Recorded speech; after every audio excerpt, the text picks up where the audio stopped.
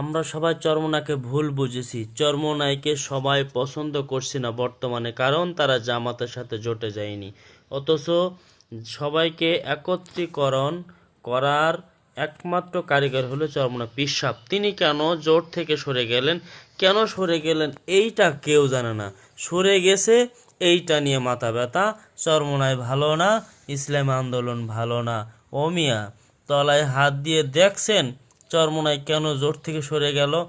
যেই চরমোনাই পীর সাহেব জোটে আনার জন্য আপ্রাণ চেষ্টা পরিশ্রম করে সবগুলোকে এক করলো, অথচ চরমোনাই পীর সাহেব কেন সরে গেল কেউ কি জানতে চেয়েছেন? কারণটা কি?